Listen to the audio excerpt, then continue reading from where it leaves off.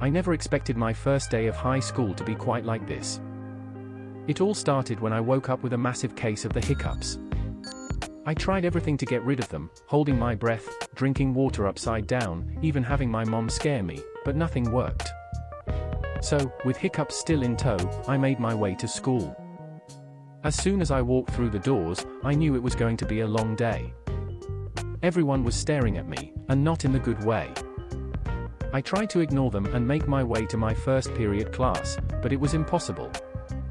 My hiccups were so loud that I couldn't even hear the announcements over the loudspeaker.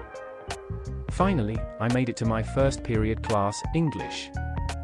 My English teacher, Mrs. Smith, was an old-fashioned, no-nonsense kind of teacher. I knew that she was not going to put up with my hiccups. And I was right.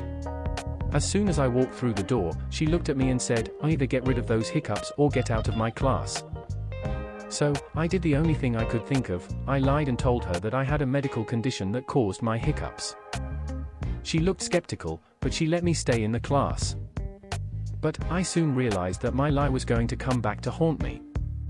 The next day, my hiccups were still going strong. And this time, Mrs. Smith was not going to let me off the hook. She made me stand up in front of the class and explain my condition in detail. I was so nervous that I could barely speak. But I managed to sputter out some nonsense about a rare hiccup disorder. Everyone in the class looked at me like I was crazy. And to make matters worse, my hiccups got louder as I spoke. It was mortifying. But I couldn't let Mrs. Smith know that I had lied. So, I stuck to my story. The rest of the week was a blur of hiccups and embarrassment. I became the class clown, with people mimicking my hiccups and calling me Hiccup Boy. I was a laughingstock. And it was all because of my stupid lie. But the worst was yet to come. On Friday, Mrs. Smith announced that we were going to have a public speaking competition. And, of course, I was chosen to go first. I was terrified. I knew that my hiccups were going to ruin my speech and make me look like a complete idiot. So, I did the only thing I could think of. I pretended to faint.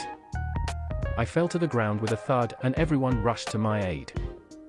My hiccups stopped and everyone thought that I had fainted because of my condition. It was the perfect excuse. But, little did I know, my fainting spell was caught on video and it went viral. Everyone in school and even outside of school knew about my hiccup lie and my embarrassing fainting spell. And just like that, I became known as the fainting hiccup boy. After that, I just couldn't take it anymore. I decided to transfer schools, but even that wouldn't help. The video was everywhere, and I was known as the fainting hiccup boy all over the country.